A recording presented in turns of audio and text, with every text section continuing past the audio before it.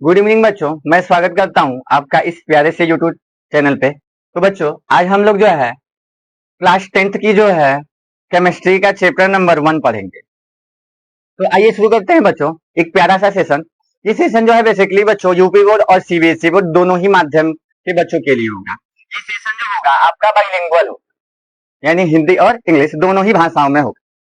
तो आइए बच्चों शुरू करते हैं यह प्यारा सा सेशन।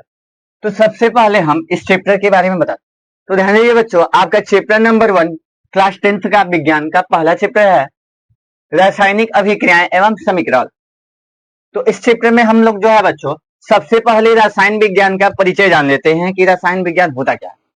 आपके मन में ये सवाल उठता है, यह सारे टीचर्स या जो कोई भी आपके घर आते हैं या कोई भी आपसे पूछेगा कि ये बताइए रसायन विज्ञान होता क्या है, हमें इसकी जरूरत क्यों पड़ी।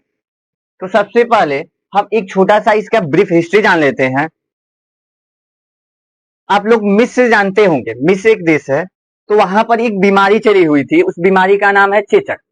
तो वहां के लोगों में जो है स्किन के ऊपर बड़े बड़े फफोले निकल जा रहे थे। तो उसको दूर करने के लिए बहुत से डॉक्टर जो है उस पर रिसर्च कर रहे थे। तो फिर बाद में उन्होंने देखा कि वहां के लोग उनकी मिट्टी, काली मिट्टी होती है, उस काली मिट्टी का जब वो लेप लगाए तो उन्हें कि ये जो बीमारी थी चेचक वो दूर हो गई। तो वहीं से जब साइंटिफिक रिसर्च हुआ तो पता चला कि उस मिट्टी के अंदर जो है कुछ एलिमेंट्स या केमिकल्स मौजूद हैं जिनके बेसिस पे या जिनके वजह से वो बीमारी क्या हो गई है, इजिली समाप्त हो गई है। तो वहीं से जो है बच्चों केमिस्ट्री का उदय हुआ। तो आइए समझते हैं रसायन विज्ञान होता क्या है। रसायन विज्ञान जो है बच्चों विज्ञान की दूसरी शाखा है। विज्ञान को बेसिकली 3 शाखाओं में बांटा गया है। पहला है भौतिक विज्ञान, दूसरा है रसायन विज्ञान और तीसरा है जीव विज्ञान। तो हम आपका जो है विज्ञान का दूसरा भाग चालू करने जा रहे हैं जिसे हम रसायन विज्ञान के नाम से जानते हैं। तो आइए इसको सुनिए कि विज्ञान की वह शाखा जिसके अंतर्गत हम तत्वों के संगठन, विघटन, उनके भौतिक और रासायनिक गुणधर्मों का अध्ययन करते हैं, वह शाखा क्या कहलाती है? रसायन विज्ञान कहलाती है। फिर से एक बार ध्यान से सुनिए बच्चों, विज्ञान की वह शाखा जिसके अंतर्गत हम तत्वों के संगठन, विघटन एवं उनके भौतिक और रासायनिक गुणधर्म का अध्ययन करते हैं, उस शाखा को हम रसायन विज्ञान के नाम से जानते हैं। आइए बच्चों इसको हम इंग्लिश में एक्सप्लेन करते हैं। The branch of science. तो ध्यान से सुनिए, द ब्रांच ऑफ साइंस यानी विज्ञान की शाखा, इन विच जिसमें वी स्टडी हम अध्ययन करते हैं, अबाउट मतलब बारे में, कंपोजिशन यानी किसके बारे में? संगठन के बारे में, and about composition and decomposition यानी संगठन और विघटन के बारे में, ऑफ एलिमेंट्स तत्वों के, एंड फिजिकल और केमिकल प्रॉपर्टीज यानी उसके भौतिक और रासायनिक गुणधर्मों का अध्ययन करते हैं। आर कॉल्ड, वह क्या कहलाती है? रसायन विज्ञान। फिर से एक बार इसको रिवाइज करते हैं ताकि ये क्लियर हो जाए।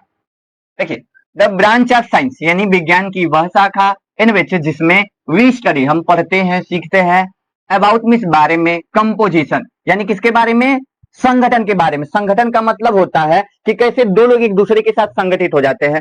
जैसे क्लास के अंदर बैठे हुए बच्चे होते हैं, एक एक दो बच्चे हैं, उनको एक दूसरे के साथ मिला दिया जाए तो उनका एक ग्रुप तैयार हो जाता है। जैसे आपके मित्रों का जो समूह होता है ना, ठीक उसी तरीके से जब एक या एक से अधिक एलिमेंट एक दूसरे से मिलते हैं तो वो मिलकर के नए यौगिक का निर्माण करते हैं, जिससे उस पदार्थ की संरचना, भौतिक गुणधर्म ही पूरी तरह से बदल जाता है, जिसका पूर्ण रूप से हम अध्ययन इसी केमिस्ट्री में करते हैं।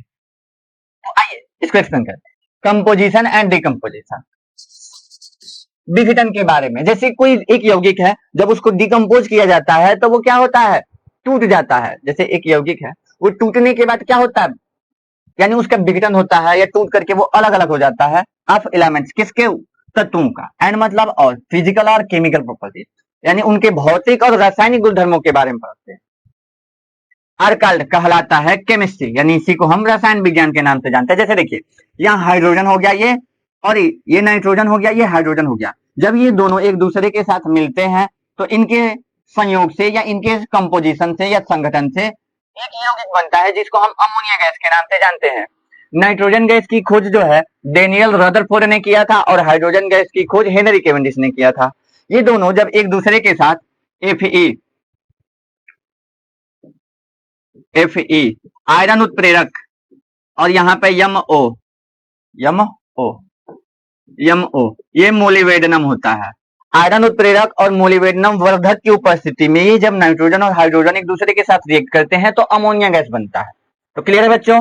अब आगे देखिए, जब हाइड्रोजन और ऑक्सीजन दोनों एक दूसरे के साथ प्लेटिनम, ये प्लेटिनम नहीं रहेगा तो आप कितना भी ऑक्सीजन और हाइड्रोजन गैस को जलाइए या हीट कीजिए, इन दोनों की वजह से जो है जल नहीं बनेगा। ये उत्प्रेरक वे पदार्थ होते हैं जो अभिक्रिया में स्वयं भाग नहीं लेते हैं, बस ये अभिक्रिया की दर को बढ़ा देते हैं, ये रेट ऑफ रिएक्शन को इंक्रीज कर देते हैं। तो ऐसे सब्सटेंस क्या होते हैं, कैटलिस्ट कहलाते हैं, जिनको जनरली हम हिंदी में उत्प्रेरक के नाम से जानते हैं। ये दोनों जब एक दूसरे के साथ मिलते हैं तो वाटर का फॉर्मेशन करते हैं, यानी जल बनाते हैं। अब देखिए, एक डिकम्पोजिशन के लिए आपको इधर साइड में ही रिएक्शन समझा देते हैं। जैसे आपने NaCl का नाम सुना होगा बच्चों। NaCl आपके डेली लाइफ में यूज होने वाला सब्सटेंस है। ये दोनों जब टूटते हैं तो आयंस का फॉर्मेशन करते हैं। जब इनको हम वाटर के अंदर घोल लेते हैं एक्वस सॉल्यूशन के अंदर, तो ये सोडियम आयन और क्लोराइड आयन का फॉर्मेशन करते हैं। ये सोडियम आयन और प्लस का क्लोराइड आयन बना के देते हैं आपको। तो ऐसे इस सब्सटेंस का क्या हुआ है, डिकम्पोजिशन शो हो रहा है। तो बेसिकली हम इन्हीं डिकम्पोजिशन हो रहा है, इसका विघटन हो रहा है। तो रसायन विज्ञान क्या होता है, विज्ञान की वह शाखा जिसके अंतर्गत हम तत्वों के संगठन के बारे में या यौगिकों के विघटन के बारे में तथा उनके भौतिक और रासायनिक गुणधर्मों की पूरी तरह से अध्ययन करते हैं, सीखते हैं। वह शाखा किस नाम से जानी जाती है, केमिस्ट्री के नाम से जानी जाती है। इसलिए हुआ सोडियम क्लोराइड, जब ये वाटर के अंदर घोल के जब इसका इलेक्ट्रोलिसिस किया जाता है, विद्युत धारा प्रवाहित करते हैं, तो ये आयंस के रूप में टूटते हैं, सोडियम आयन और क्लोराइड आयन के रूप में टूट जाते हैं। वैसे ही एक नेक्स्ट और एग्जांपल देख लीजिए, KCl। इसको जब हम डिकम्पोज करते हैं, ये घुलता है या टूटता है, तो ये पोटेशियम आयन और साथ में देता है आपको क्लोराइड आयन देता है। तो इसका भी डिकम्पोजिशन हो रहा है। इधर क्या हो रहा है, कंपोजिशन, इधर हो रहा है डिकम्पोजिशन। अब देखिए, इसमें बनने वाले यौगिकों का भौतिक गुणधर्म, ये क्या है, गैस है, ये क्या है, द्रव है। तो इन दोनों का भौतिक रूप भी हम आप इस केमिस्ट्री के अंदर ही सीखते हैं, जानते हैं। अब आगे आते हैं, आपकी इस रसायन विज्ञान को मुख्यतः 3 भागों में विभाजित किया गया है। अब पहला है अकार्बनिक रसायन, यानी अकार्बनिक रसायन क्या होता है, जिसको हम इंग्लिश में इनऑर्गेनिक केमिस्ट्री के नाम से जानते हैं। अब ये जो है विज्ञान की शाखा है ना, कौन से विज्ञान की है, रसायन विज्ञान की। तो रसायन विज्ञान की ये पहली शाखा है जिसको हम अकार्बनिक रसायन कहते हैं। अकार्बनिक रसायन जनरली होता क्या है, इसको कहते क्या है, ये चीजें हम सीखेंगे इसके अंदर। तो अकार्बनिक रसायन, अब ध्यान से सुनिए, रसायन विज्ञान की वह शाखा जिसके अंतर्गत हम अकार्बनिक यौगिकों के भौतिक और रासायनिक गुणधर्मों का अध्ययन करते हैं, उस शाखा को हम किस नाम से जानते हैं बच्चों, अकार्बनिक रसायन के नाम से। तो आइए इसको हम इंग्लिश में एक्सप्लेन कर दें ताकि दूसरे बोर्ड के बच्चों को आसानी से समझ में आ सके और आप लोग के लिए भी आगे सही रहेगा, क्योंकि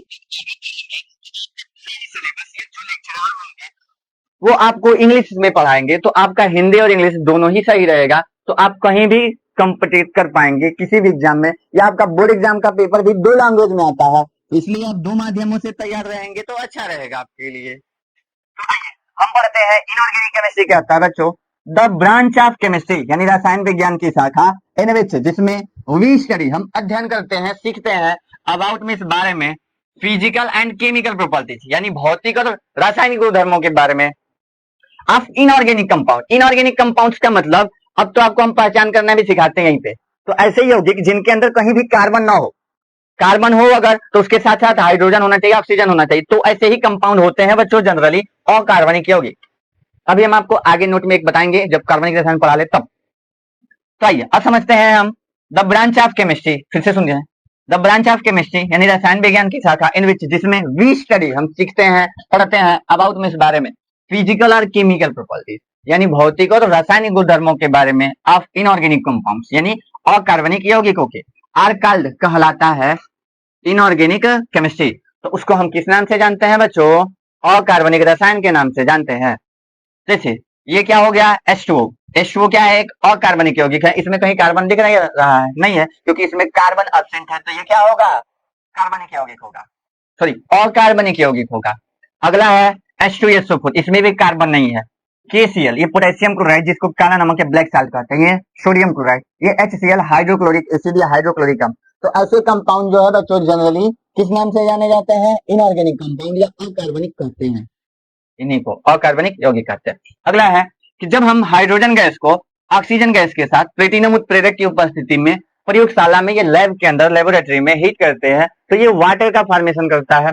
इस रिएक्शन को सबसे पहले एंटोनी लिवेसिए नाम के साइंटिस्ट ने किया था, इसलिए एंटोनी लिवेसियो को हम अकार्बनिक रसायन का जनक कहते हैं। क्या कहते हैं बच्चों? अकार्बनिक रसायन का जनक कहते हैं। इसके पीछे हम बताए थे आपको रसायन विज्ञान। ठीक है बच्चों, थोड़ा सा आ जाते हैं पीछे, एक नोट बता दें। आपसे कोई क्वेश्चन तो पूछ सकता है ना बच्चों कि ये बताइए रसायन विज्ञान के जनक कौन है? तो रसायन विज्ञान के जनक जो है बच्चों वो वर्जिलियस है। रसायन विज्ञान के जनक, रसायन विज्ञान के जनक, रसायन विज्ञान के जनक वर्जिलियस है, वर्जिलियस है, वर्जिलियस है। यानी हम बच्चों रसायन विज्ञान का फादर किसे कहते हैं? वर्जिलियस को। अब आप आगे आ जाइए, कहां तक पहुंचे थे हम लोग? अकार्बनिक रसायन सीखे थे। अब अकार्बनिक रसायन के जनक कौन है? यहाँ पर नोट में आप नोट डाउन कर सकते हैं कि अकार्बनिक रसायन के जनक कौन है? एंटोनी लिवेसिए। जनक, जनक कौन है? तो एंटोनी लिवेसिए, एंटोनी लिवेसिए। ये कई लोग तो सीबीएसई की बुक में जो है लिवेसियर दिया हुआ है, लिवेसिए, एंटोनी लिवेसिए कहते हैं। तो एंटोनी लिवेसियो को हम अकार्बनिक रसायन का जनक क्यों कहते हैं? इसका मुख्य कारण क्या है कि सबसे पहले इन्होंने ही कृत्रिम विधि से या आर्टिफिशियल मेथड से या लैब के अंदर ऑक्सीजन और हाइड्रोजन को एक दूसरे के साथ बर्न करके या सिंथेसाइज करके प्लेटिनम के प्रेजेंस में वाटर का फॉर्मेशन किया था या जल बनाया था। इसी कारण से इनको हम अकार्बनिक रसायन का जनक कहते हैं, या कई लोग इन्हीं को आधुनिक रसायन का जनक या मॉडर्न केमिस्ट्री का फादर या जनक के नाम से जानते हैं बच्चों। अब आइए हम आगे बढ़ते हैं, कार्बनिक रसायन क्या होता है, फिर आपका चैप्टर स्टार्ट होगा। आइए बच्चों इसको समझते हैं। चलिए आइए समझते हैं, थोड़ा बोल एडजस्ट नहीं हो पा रहा है बच्चों। अब देखिए कार्बनिक रसायन क्या होता है, हमें कार्बनिक रसायन की जरूरत क्यों पड़ी, यानी इन रसायन विज्ञान को क्या जरूरत पड़ी गई, क्या परेशानी हो गई कि हम इनको अलग अलग शाखाओं में बांट सकते हैं। आपके मन में ये प्रश्न तो उठता होगा। तो आइए इस बात को समझते हैं। तो 1773 के पहले, यानी 1773 ईस्वी के पहले लोगों को ये लगता था कि जितने भी कार्बनिक यौगिक है ना वो केवल और केवल वनस्पतियों से ही प्राप्त किए जा सकते हैं, उनको हम लैब के अंदर सिंथेसाइज या कृत्रिम विधि से बना नहीं सकते हैं। तो इसी वजह से साइंटिस्ट ने जो है क्या किया था, लोगों को यह लगता था कि हम केवल कार्बनिक यौगिकों को हम वनस्पतियों से ही या पेड़ पौधों से ही या जीवधारियों से ही प्राप्त कर सकते हैं। यह जो होता है लैब के अंदर कृत्रिम विधि से नहीं बन सकता है। 1773 ईस्वी के पहले लोगों को यह लगता था। तो इस बात को ही या इसी कथन को ही जैव शक्ति सिद्धांत के नाम से जाना जाता है, जिसको इंग्लिश में वाइटल फोर्स थियरी के नाम से जानते हैं, जो बर्जिलियस ने दिया था। अभी आपको बताए थे जो रसायन विज्ञान के जनक है, उनका कहना क्या था कि जितने भी कार्बनिक यौगिक हैं उन कार्बनिक यौगिकों को हम लैब के अंदर कृत्रिम विधि से नहीं बना सकते हैं। इसी कथन को हम क्या कहते हैं, जैव शक्ति सिद्धांत। ठीक है, वाइटल फोर्स थियरी कहते हैं इंग्लिश में। अब आइए आगे बढ़ते हैं। इसी जैव शक्ति सिद्धांत का अंत करने वाले एक साइंटिस्ट हैं जिनका नाम है फ्रेडरिक ओलर, जिन्होंने सबसे पहले कृत्रिम विधि से यूरिया का निर्माण किया। ठीक है, तो अब समझते हैं यूरिया होता क्या है। यूरिया एक कार्बनिक यौगिक है क्योंकि इसमें कार्बन है, ऑक्सीजन है और साथ साथ हाइड्रोजन भी है। तो ये तीन चीजें मौजूद हैं, इस वजह से इस यौगिक को हम कार्बनिक यौगिक के नाम से जानते हैं। अब आइए आगे बढ़ते हैं, कार्बनिक रसायन क्या होता है। रसायन विज्ञान की वह शाखा जिसके अंतर्गत हम कार्बनिक यौगिकों के भौतिक गुणधर्म, रासायनिक गुणधर्म पर सीखते हैं या रिसर्च करते हैं या अध्ययन करते हैं, उस शाखा को हम किस नाम से जानते हैं बच्चों, कार्बनिक रसायन के नाम से जानते हैं। अब आइए इधर देखते हैं, द ब्रांच ऑफ केमिस्ट्री, यानी ये कौन सी ब्रांच है, केमिस्ट्री की ब्रांच है। तो ब्रांच ऑफ केमिस्ट्री यानी रसायन विज्ञान की शाखा, इन विच जिसमें वी स्टडी हम अध्ययन करते हैं, सीखते हैं अबाउट में, इस बारे में, फिजिकल एंड केमिकल प्रॉपर्टीज यानी भौतिक और रासायनिक गुणधर्मों के बारे में, ऑफ ऑर्गेनिक कंपाउंड्स यानी कार्बनिक यौगिकों के, आर कॉल्ड कहलाता है ऑर्गेनिक केमिस्ट्री। तो उसको हम क्या कहते हैं बच्चों, ऑर्गेनिक केमिस्ट्री के नाम से जानते हैं। ऑर्गेनिक केमिस्ट्री आया कहां से था, एक रिएक्शन के पीछे इसकी कहानी छिपी है जो 1773 ईस्वी में खत्म हो गया था। अब देखिए अभी आपको बताया है कि फ्रेडरिक ओलर नाम के एक साइंटिस्ट थे, उन्होंने लैब के अंदर लिया था अमोनियम साइनेट। क्या लिया था? Ammonium cyanate. Ammonium cyanate note है, ये इंपॉर्टेंट नोट है जो आपको हम आगे बताने वाले थे, पर इसको समझ लीजिए तभी हम एक्सप्लेनेशन देंगे। एक रिएक्शन है कि NH4CONO को जब हम प्रयोगशाला में हीट करते हैं तो ये यूरिया बना देता है, CONH2 बना के देता है, ये बना के देता है। इसका नाम क्या है? Ammonium cyanate. Ammonium cyanate. जब अमोनियम साइनेट को हम गर्म किए तो यूरिया का फॉर्मेशन हुआ। ये क्या है? इनऑर्गेनिक कंपाउंड है, इनऑर्गेनिक।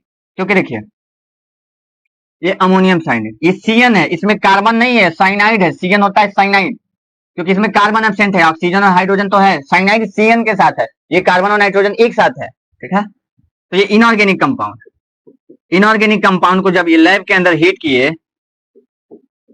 तो ऑर्गेनिक कंपाउंड इनको मिला जिसका नाम क्या है? यूरिया। और यहीं से जो है ऑर्गेनिक केमिस्ट्री में एक बहुत बड़ी क्रांति आ गई और जो है लैब के अंदर लाखों की करोड़ों की संख्या में जो है कार्बनिक यौगिकों को बनाया जाना शुरू होने लगा और वहीं से निकल के आया आपका कार्बनिक रसायन, ऑर्गेनिक केमिस्ट्री। तो इसलिए सबसे पहले जो है कार्बनिक यौगिक तो बना क्या है? यूरिया। सबसे प्राचीन कार्बनिक यौगिक जिसको लैब में बनाया गया उसका नाम है बच्चों यूरिया। और इसको बनाया किसने था? तो फ्रेडरिक ओलर ने। नोट में 2 नंबर, फ्रेडरिक ओलर। इसकी खोज किसी और ने किया था, ये बस बना के छोड़ दिए थे। इसके भौतिक गुणधर्म और रासायनिक गुणधर्म पर ज्यादा रिसर्च नहीं किए, बस बना के ये इसको छोड़ दिए। इसका नामकरण और इसका जो सूत्र है ना बच्चों, वह हिलेरी रावले ने दिया था। पहला है कि इसका खोज या लैब के अंदर जो है संश्लेषण कहा जाता है उसको, synthesize. Friedrich Wohler, Friedrich Wohler, Friedrich Wohler. तो फ्रेडरिक ओलर ने जो है बच्चों सबसे पहले क्या बना के दिया था? कार्बनिक यौगिक बना के दिया था, यूरिया को। अब आते हैं बच्चों हम आपके सिलेबस पे। तो आइए आपका चैप्टर शुरू होता है अब। हाँ, अब यहां से शुरू करते हैं बच्चों। सबसे पहले आपके चैप्टर में आएगा अभिकारक क्या होते हैं। अभिकारक, पहला टॉपिक आपका है बच्चों अभिकारक। रिएक्टेंट किसे कहते हैं? रिएक्टेंट। तो ध्यान से सुनिए बच्चों, रिएक्टेंट क्या होते हैं? वह पदार्थ जो एक दूसरे के साथ आपस में संयोग करके नए पदार्थ का निर्माण करते हैं, उन या ऐसे पदार्थ जो रासायनिक अभिक्रिया में भाग लेते हैं उन पदार्थों को हम अभिकारक कहते हैं। फिर से सुनिए, वे पदार्थ जो किसी रासायनिक अभिक्रिया में भाग लेते हैं ऐसे पदार्थ जो है बच्चों अभिकारक के नाम से जाने जाते हैं, जिनको हम इंग्लिश में या दूसरे शब्दों में रिएक्टेंट कहते हैं। इंग्लिश में इसको कैसे डिफाइन करेंगे? Those substance, those substance, those substance which are taking part, which are taking part, taking part, taking part in a chemical reaction, in a chemical reaction, chemical reaction,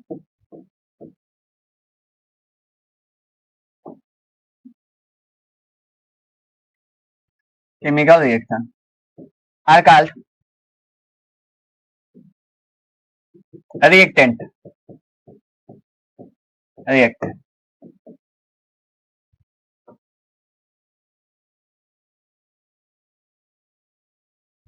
इनको हम reactant कहते हैं। अब समझिए, दोज सब्सटेंस यानी वे पदार्थ which are taking part, मतलब जो भाग लेते हैं, हिस्सेदारी लेते हैं, इन मतलब में ए केमिकल रिएक्शन, एक रासायनिक अभिक्रिया के अंदर, आर कॉल्ड, तो ये कहलाते हैं रिएक्टेंट। इन्हीं को हम अभिकारक के नाम से जानते हैं। जैसे एग्जाम्पल में क्या है बच्चों, ये देखिए अभिकारक किसे कहते हैं। तो जैसे यहां लिया गया जिंक और यहां लिया गया क्या? फेरिक सल्फेट या आयरन सल्फेट। ये जब दोनों एक दूसरे के साथ मिलते हैं तो यहां पर आगे बताया जाएगा कि किस टाइप की रिएक्शन है। ये बनता है जिंक सल्फेट और साथ में देता है आपको आयरन, अलग हो जाता है, ठीक है।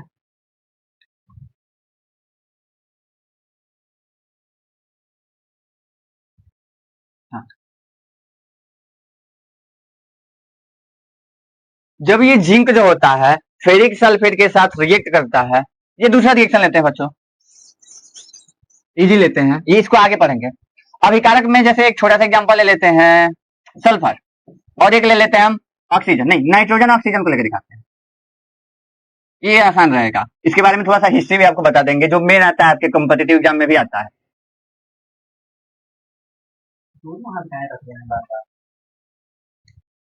जैसे यहाँ पे हम लेंगे नाइट्रोजन और यहाँ पे लेते हैं ऑक्सीजन, ये जब दोनों एक दूसरे के साथ मिलते हैं तो नाइट्रोजन ऑक्साइड बना के देते हैं।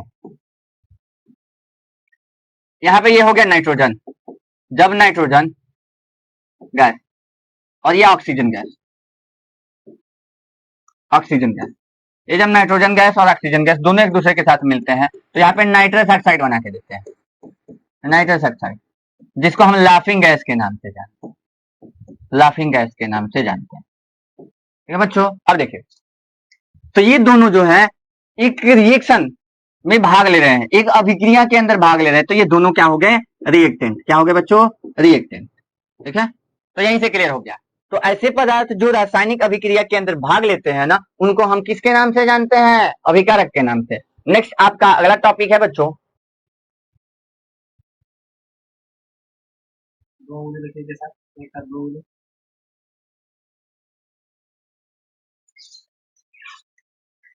अब नेक्स्ट आपका अगला टॉपिक है बच्चों उत्पाद। उत्पाद क्या होते हैं, तब आगे बढ़ते हैं। उत्पाद को इंग्लिश में हम बच्चों प्रोडक्ट के नाम से जानते हैं। प्रोडक्ट क्या होते हैं, रासायनिक अभिक्रिया के फलस्वरूप बनने वाले नए पदार्थों को हम उत्पाद के नाम से जानते हैं। ठीक है, किसी रासायनिक अभिक्रिया में बनने वाले नए पदार्थ को हम उत्पाद कहते हैं। इसको इंग्लिश में कैसे बताएंगे, the substance formed, the substance, the substance, the substance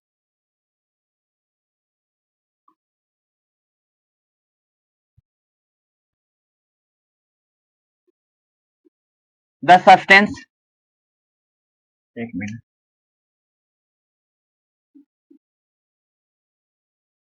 the new substance, the new substance formed, the new substance formed after chemical reaction, after chemical reaction, chemical reaction, chemical reaction, chemical reaction are called product, product। ध्यान से सुनिए बच्चों इस बात को, the new substance यानी नए पदार्थ, फर्म मतलब जो बनते हैं, आफ्टर मतलब बाद में, केमिकल रिएक्शन जो रासायनिक अभिक्रिया के बाद में नए पदार्थ बनते हैं, आर कॉल्ड कहलाते हैं प्रोडक्ट यानी अभिकारक के नाम से जाने जाते हैं, सॉरी उत्पाद के नाम से जाने जाते हैं। जैसे एग्जांपल, जैसे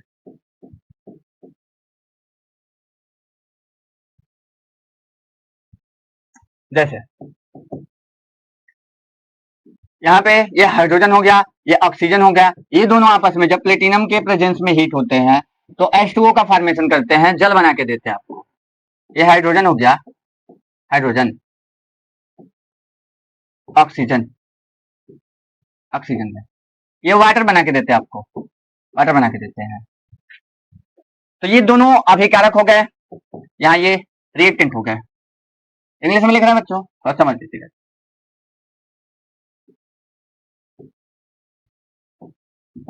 इनको हम रिएक्टेंट, रिएक्टेंट यानी अभिकारक क्या कहते हैं, अभिकारक।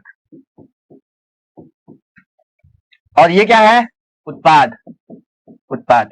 ये इन दोनों अभिकारकों के फल स्वरूप रासायनिक अभिक्रिया के दौरान बनने वाला नया पदार्थ क्या मिला, जब ये दो पदार्थ हाइड्रोजन और ऑक्सीजन ये दोनों प्लेटिनम उत्प्रेरक की उपस्थिति में अभिक्रिया करते हैं तो ये क्या होता है, जल बना के देते हैं या उत्पाद बनाते हैं। ये जो नया पदार्थ है ना, इसी को हम उत्पाद या प्रोडक्ट कहते हैं, प्रोडक्ट।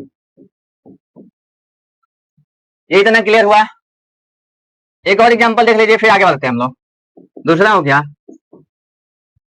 हाँ सल्फर। जब सल्फर और ऑक्सीजन ये दोनों एक दूसरे के साथ अभिक्रिया करते हैं तो सल्फर डाइऑक्साइड गैस बना के देते हैं, सल्फर डाइऑक्साइड गैस बना के। ये हो गया सल्फर, सल्फर को जो है गंधक कहते हैं, इसमें से एक अजीब गंध आती रहती है। सल्फर जो है बच्चों 8 तरीके का होता है। एक सल्फर का यूज आप डेली लाइफ में करते हैं। आपके मस्टर्ड ऑयल, ये जो सरसों का तेल होता है, उसमें एक सल्फर पाया जाता है जिसका नाम होता है रेम्बिक सल्फर, जिसको हम खाते हैं। वो हमारे शरीर के अंदर, या देखे होंगे छोटे बच्चे जो होते थे, उनकी स्किन पे जो है सरसों की तेल मालिश की जाती है। यानी जो सल्फर होता है उसके अंदर पाया जाने वाला रेम्बिक सल्फर, वह क्या करता है बच्चों, उसकी स्किन पे जितने भी जर्म्स, वायरस, बैक्टीरिया होते हैं, उनको वो नष्ट कर देता है। तो उसका यूज किसमें किया जाता है? बच्चों की मालिश के लिए। ठीक है बच्चों, तो आइए आगे जानते हैं। सल्फर और हाइड्रोजन, सल्फर और ऑक्सीजन गैस जब एक दूसरे के साथ रिएक्ट करते हैं तो सल्फर डाइऑक्साइड बना के देते हैं। सल्फर डाइऑक्साइड बना के देते हैं।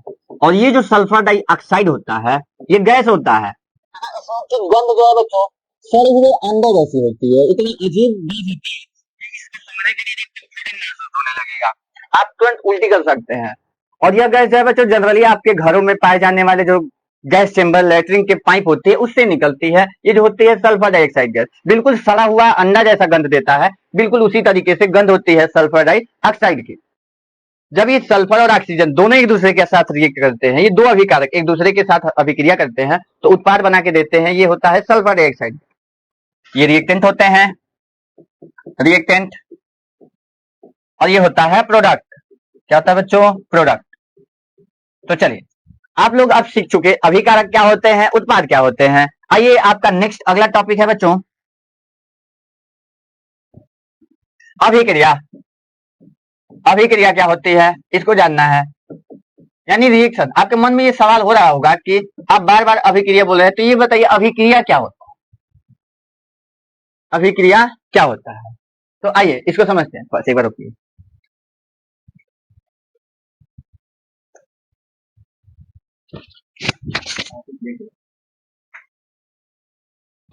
हाँ, नहीं होगा, नहीं है थोड़ा अभिक्रियाओं के प्रकार तक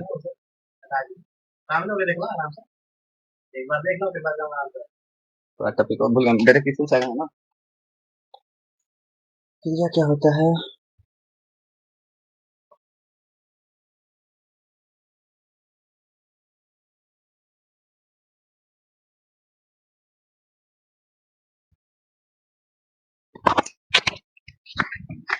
चलिए बच्चों,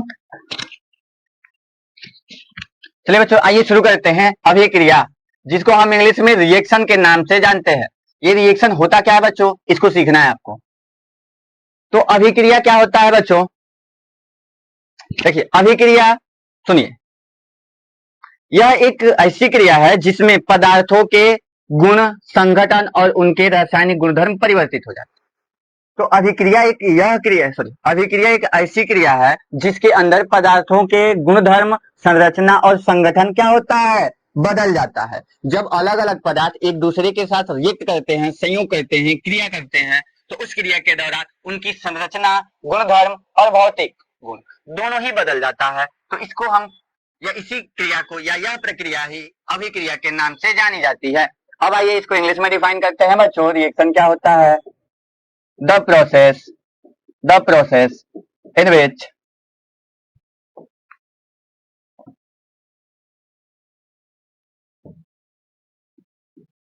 the process in which the process in which structure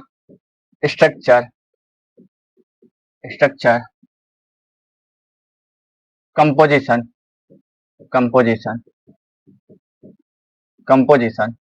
and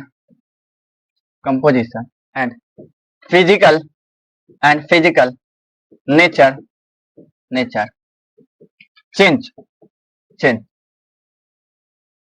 of the substance are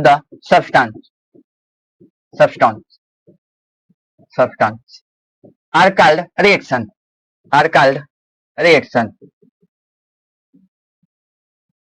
reaction। जैसे बच्चों अब अभी देखिए, इससे ज्यादा क्लियर हो जाएगा। आप डेली इसको यूज करते हैं, इसकी संरचना ही बदल जाएगी इसमें। जैसे हाइड्रोजन गैस है और ये एक ऑक्सीजन गैस है, ठीक है। ये इजीली हम एग्जांपल इसलिए ले रहे हैं बार बार ताकि आप ज्यादा समझ पाए, इसका डेली आप यूज करते हैं बच्चों, ये आपके लिए आसान रहेगा। अभी आपका जो है मानसिक लेवल उतना स्ट्रांग नहीं है बच्चों, तो इसलिए इस बात को भी ध्यान में रखते हुए हमें छोटा एग्जाम्पल लेना पड़ रहा है। तो जब हम हाइड्रोजन गैस को ऑक्सीजन गैस के साथ रिएक्ट करवाते हैं तो ये आपको वाटर बना के देता है। यहाँ देखिए ये दोनों गैस है, दोनों क्या है गैस, और ये क्या बना के दिया आपको, वाटर बना के दिया। इन दोनों का ही भौतिक रूप बदल गया, इनका संगठन बदल गया, ये दोनों एक दूसरे के साथ संगठित होकर या कंबाइन होकर या संयोग करके जल बना दिए। तो आप कह सकते हैं कि इनका भौतिक रूप ही बदल गया, पूरी संरचना ही बदल गई। ये गैसियस रूप में थे, अब ये किस में चले गए, द्रव अवस्था में या लिक्विड नेचर में चले गए, ठीक है। तो ये हो गया, तो इसी को हम कहते हैं रिएक्शन। यह क्या एक प्रोसेस है, द प्रोसेस मतलब एक ऐसी प्रक्रिया इन विच जिसमें structure, composition and physical nature मतलब कि भौतिक गुणधर्म चेंज मतलब परिवर्तित हो जाते हैं ऑफ द सब्सटेंस पदार्थों की, आर कॉल्ड कहलाता है रिएक्शन, जिसको हम अभिक्रिया के नाम से जानते हैं। जैसे हाइड्रोजन या ऑक्सीजन ये दोनों एक दूसरे के साथ रिएक्ट करते हैं बच्चों, तो आपको जल बना के देते हैं। इन दोनों में ही पदार्थों के क्या हो रहे हैं, पूरी तरह से भौतिक गुणधर्म या संरचना ही बदल जा रही है। दोनों गैसियस में थे, चले गए किसमें, द्रव अवस्था में। तो इसी प्रक्रिया को ही हम क्रिया अभिक्रिया के नाम से जानेंगे। तो आइए बच्चों अब पढ़ेंगे अभिक्रिया के प्रकार।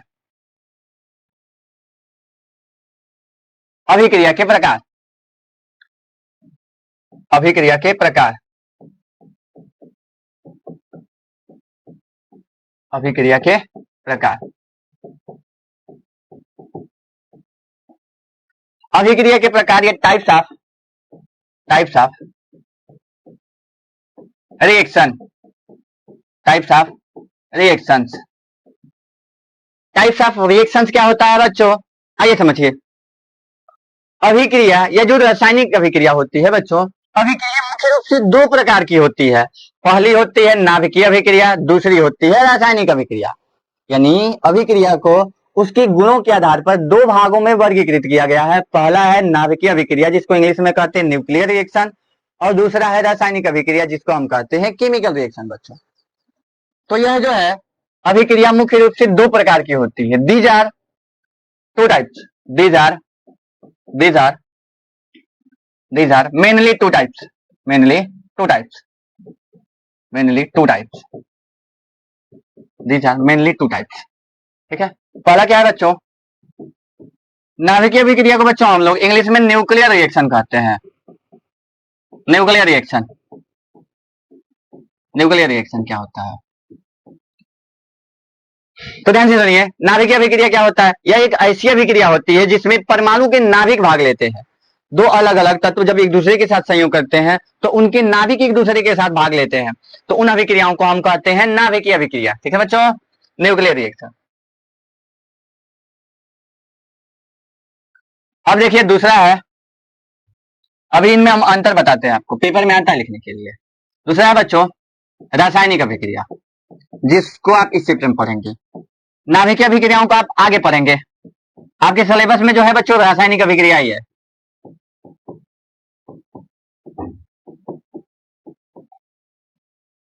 इसको क्या कहते हैं बच्चों हम लोग, केमिकल रिएक्शन, केमिकल रिएक्शन,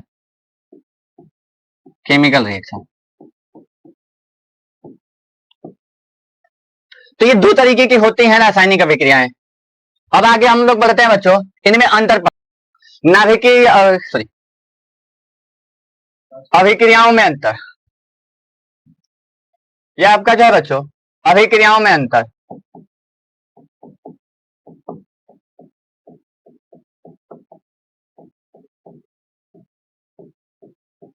अभिक्रियाओं में अंतर, डिफरेंस बिटवीन रिएक्शन।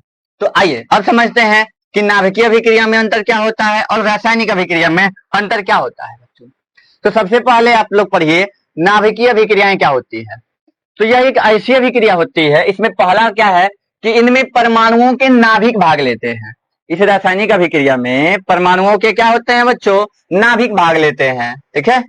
और रासायनिक अभिक्रिया में क्या होता है कि रासायनिक अभिक्रिया के अंदर तत्वों की बाहरी कक्षा के आउटर मोस्ट सेल के अंदर के जो इलेक्ट्रॉन होते हैं वो दूसरे तत्व के आउटर मोस्ट सेल के पास जाते हैं और वो दोनों एक दूसरे के साथ रिएक्ट करते हैं, तब जाके कोई भी एक रासायनिक अभिक्रिया होती है। तो आप सीधा सीधा बोल सकते हैं कि नाभिकीय अभिक्रियाओं में क्या अंतर है कि इसमें दो परमाणुओं के नाभिक भाग लेते हैं तो क्या बनता है, दो अलग अलग परमाणुओं के, दो एक जैसे परमाणुओं के नाभिक भाग लेते हैं तो क्या बनता है, रासायनिक अभिक्रियाएं होती है। तो वो अभिक्रिया क्या कहलाती है, नाभिकीय अभिक्रिया। और रासायनिक अभिक्रिया में क्या होता है बच्चों कि इनमें परमाणुओं की बाहरी कक्षा के इलेक्ट्रॉन भाग लेते हैं। देखिए यहाँ पे है कि इनमें परमाणु की बाह्यतम कक्षा के इलेक्ट्रॉन भाग लेते हैं बच्चों, ठीक है। और दूसरा है कि परमाणु में, इधर आते हैं नाभिकीय अभिक्रिया में, दूसरा क्या है कि इसमें एक परमाणु के परमाणु दूसरे प्रकार के परमाणुओं में बदल जाते हैं। अभी आपको एक रिएक्शन से नीचे समझाएंगे कि इसमें एक प्रकार के जब दो अलग अलग परमाणुओं के नाभिक एक दूसरे के साथ अभिक्रिया करते हैं ना बच्चों, तो उसमें वो दोनों एक प्रकार के परमाणु दूसरे प्रकार के परमाणुओं में बदल जाते हैं। अब अगला है कि रासायनिक अभिक्रिया में एक परमाणु के रूप में कोई भी परिवर्तन नहीं होता है, यानी इनमें परमाणुओं के रूप के में कोई परिवर्तन नहीं होगा। दो अलग अलग परमाणु या दो एक जैसे परमाणुओं को भी आपस में रिएक्ट करवाएंगे तो उस परमाणुओं के अंदर कोई अंतर नहीं आएगा, उनमें कोई बदलाव नहीं होगा। अब अगला है कि नाभिकीय अभिक्रिया में तीसरा गुण क्या है कि परमाणुओं के संगठन, इनकी संरचना तथा इनकी गुणों में परिवर्तन होता है।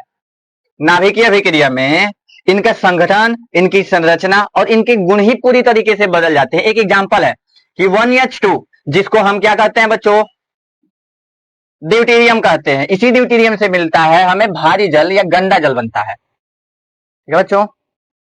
ये ड्यूटेरियम होता है, ड्यूटेरियम, ये ड्यूटेरियम। हाइड्रोजन के 3 समस्थानिक होते हैं, प्रोटियम, ड्यूटेरियम और ट्राइटियम। तो प्रोटियम भाग नहीं लेता इसमें, प्रोटियम ऑक्सीजन के साथ मिलकर जल बनाता है जो स्वच्छ जल H2O बनाता है, लेकिन ड्यूटेरियम जब ऑक्सीजन के साथ मिलता है तो भारी जल या गंदा जल बना के देता है। तो ड्यूटेरियम हो गया और ट्राइटियम हो गया, ये दोनों परमाणुओं के नाभिक, ट्राइटियम, ये ट्राइटियम।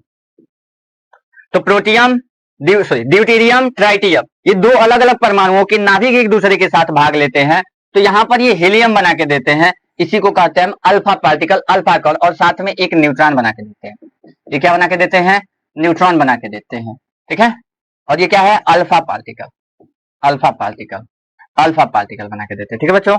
अब समझिए, जब ड्यूटेरियम और ट्राइटियम दो अलग अलग नहीं परमाणु, ये क्या है, दो एक जैसे परमाणु के, देखिए यहाँ पे बोले भी है ना, यहाँ पे लिखा गया दूसरे नंबर पे कि एक प्रकार के परमाणु दूसरे प्रकार के परमाणुओं में बदल जाते हैं। यहाँ देखिए, जैसे ये हो गया ड्यूटेरियम और यहाँ हो गया ट्राइटियम, ये दो एक जैसे परमाणु यानी हाइड्रोजन परमाणु है, ठीक है। इन दो एक जैसे परमाणुओं में यहाँ देखिए 1H2 और यहाँ पे क्या है 1H3, ये ड्यूटेरियम और ये ट्राइटियम, ये दोनों एक दूसरे के साथ मिलते हैं तो हीलियम या अल्फा पार्टिकल बनाते हैं, साथ में न्यूट्रॉन बनाते हैं। इसको बैलेंसिंग चेक कैसे किया जाता है, कोई आपसे पूछ दे ये बताओ ये संतुलित है कि नहीं है, तो कैसे देखते हैं, देखिए एक और एक, इनके परमाणु भार को नीचे देखते हैं, ये परमाणु क्रमांक एक और यहाँ क्या है एक, तो एक और एक मिलके 2 बनाते हैं, यानी ये हाइड्रोजन का परमाणु क्रमांक 1 दिखा रहा है यहाँ, ये एक और एक मिलके 2 हो गया। इधर के परमाणु भार में 2 और यहाँ का 3, ये दोनों जोड़ेंगे तो कितना होगा, यहाँ देखिए 4 और यहाँ का 1 5, ये 2 और 0 मिलके 2 हो गया, यानी देखिए ये दोनों साइड क्या हो गया, बैलेंस हो गया। तो ड्यूटेरियम और ट्राइटियम दो अलग अलग प्रकार के परमाणु, सॉरी बच्चों, तो ये ड्यूटेरियम और ट्राइटियम दोनों एक दूसरे के साथ मिलते हैं तो हीलियम और न्यूट्रॉन बना के देते हैं, ये जिसको हम अल्फा पार्टिकल के नाम से जानते हैं। तो ये होती है नाभिकीय अभिक्रियाएं, इनमें पदार्थों की पूरी तरह से संरचना या गुण ही बदल जाते हैं। ये थे प्रोटियम और ड्यूटेरियम समस्थानिक थे, लेकिन यहाँ अल्फा कण बन गया तो पूरी तरीके से इसका संरचना ही बदल गया, इसका गुण ही बदल गया। अब आते हैं बच्चों इसमें लास्ट में, किसमें जो होता है अणु के संगठन, यानी रासायनिक अभिक्रियाओं में अणु के संगठन, संरचना और गुणों में परिवर्तन होता है, और नाभिकीय अभिक्रिया में परमाणुओं के संगठन में, यानी नाभिकीय अभिक्रिया में परमाणु का संगठन, संरचना बदलता है, लेकिन रासायनिक अभिक्रिया में केवल अणुओं की संरचना बदलती है, परमाणुओं की संरचना में कोई अंतर नहीं आता है बच्चों। यहाँ पे एक रिएक्शन है कि जिंक ऑक्साइड को जब हम सल्फ्यूरिक अम्ल के साथ अभिक्रिया करवाते हैं तो जिंक सल्फेट देता है और साथ में जल देता है, इसका नाम लिखते हैं। यहाँ का जिंक, ये जो जिंक है बच्चों, ये जिंक और यहाँ का SO4, ये दोनों जब एक दूसरे के साथ जुड़ते हैं तो यहाँ पर क्या होता है, ये इनके अणु एक दूसरे के साथ मिलके जिंक सल्फेट बनाते हैं। क्या बनाते हैं, जिंक सल्फेट बना के देते हैं, ये जिंक सल्फेट बना के देते हैं। और साथ में वाटर या जल बना के देते हैं, ठीक है। और ये रहा जिंक ऑक्साइड, जिंक ऑक्साइड, ये जिंक ऑक्साइड हो गया, ये सल्फ्यूरिक एसिड हो गया, सल्फ्यूरिक एसिड हो गया। तो ये जिंक ऑक्साइड सल्फ्यूरिक एसिड दोनों एक दूसरे के साथ रिएक्ट करते हैं तो क्या बना के देते हैं, जिंक सल्फेट और जल बना के। इसमें अणु की संरचना, ये जिंक और ऑक्सीजन, ये इस जिंक अणु की संरचना बदल गई अन्य अणु के साथ मिलते ही जिंक सल्फेट में, और यहां मिल गया जल।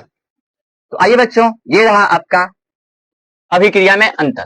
तो आप जान चुके हैं कि नाभिकीय अभिक्रियाएं क्या होती है, रासायनिक अभिक्रियाएं क्या होती है। एक बार थोड़ा सा 2 मिनट के लिए फिर से रिवाइज।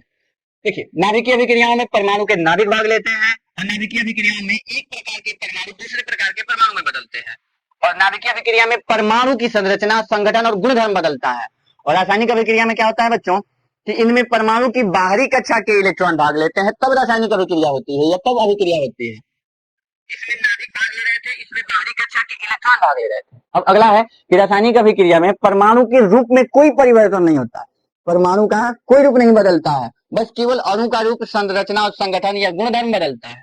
तो ये रहा। अब इसके आगे आते हैं हम लोग बच्चों, रासायनिक अभिक्रिया क्या होती है, फिर उनके बारे में पढ़ेंगे। रासायनिक अभिक्रिया क्या होती है, रासायनिक अभिक्रिया, इसको पढ़ा के फिर बच्चों इसके आगे हम अगले दिन कंटिन्यू करें। ये लेक्चर जो है काफी लंबा हो जाएगा, तो अगले लेक्चर में कंटिन्यू करें। रासायनिक अभिक्रिया, रासायनिक अभिक्रिया किसे कहते हैं, आप पढ़ चुके हैं ना कि अभिक्रिया 2 प्रकार की होती है। तो आपके सिलेबस में ये है, इसी को कहते हैं हम केमिकल रिएक्शन। यानी केमिकल रिएक्शन क्या होता है, केमिकल रिएक्शन क्या होता है, केमिकल रिएक्शन, केमिकल रिएक्शन किसे कहते हैं। अब ध्यान से सुनिए बच्चों, तो रासायनिक अभिक्रिया क्या होती है, वह अभिक्रिया जिसके अंदर 2 या 2 से अधिक पदार्थ एक दूसरे के साथ संयोग करके नए पदार्थ का निर्माण करते हैं, इस प्रक्रिया को ही हम रासायनिक अभिक्रिया के नाम से जानते हैं। ठीक है बच्चों, अब ध्यान से सुनिए, जब 2 अलग अलग तत्व या जब 2 अलग अलग पदार्थ या तत्व एक दूसरे के साथ आपस में संयोग करते हैं तो बनने वाले नए पदार्थ को, या जो नया पदार्थ बनता है, इस प्रक्रिया को ही हम रासायनिक अभिक्रिया के नाम से जानते हैं। इसी को हम केमिकल रिएक्शन कहते हैं। when टू, अब ध्यान से सुनिए बच्चों, सॉरी बच्चों, when 1 r mole substance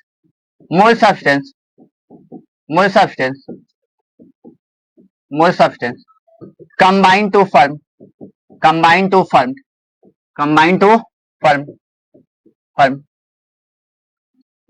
new substance,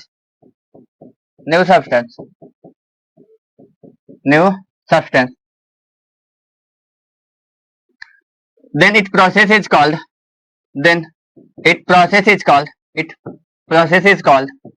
जब कार्बन और ऑक्सीजन एक दूसरे के साथ रिएक्ट करते हैं तो क्या बना के देते हैं बच्चों, कार्बन डाइऑक्साइड।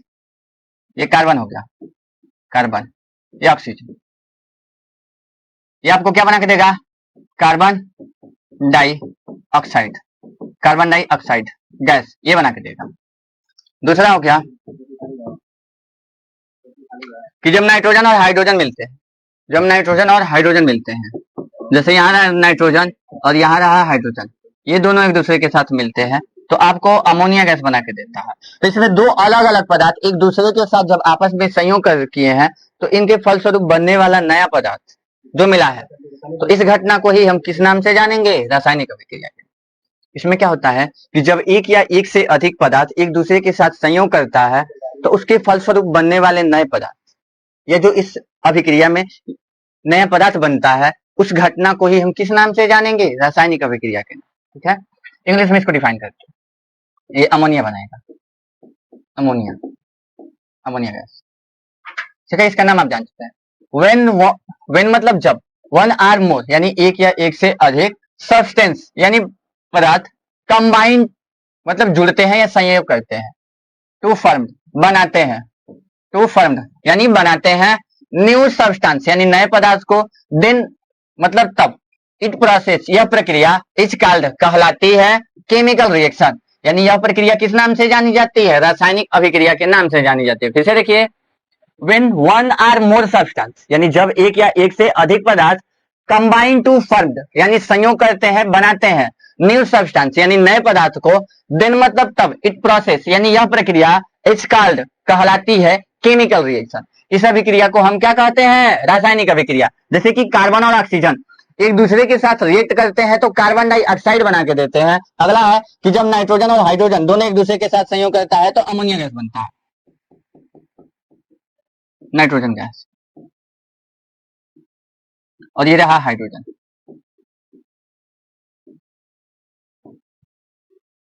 ये हो गया बच्चों। तो अब हम लोग पढ़ेंगे रासायनिक अभिक्रियाओं के प्रकार।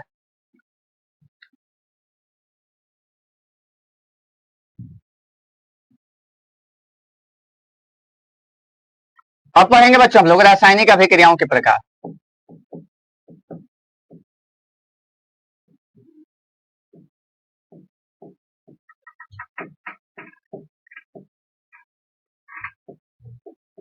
रासायनिक अभिक्रिया के प्रकार।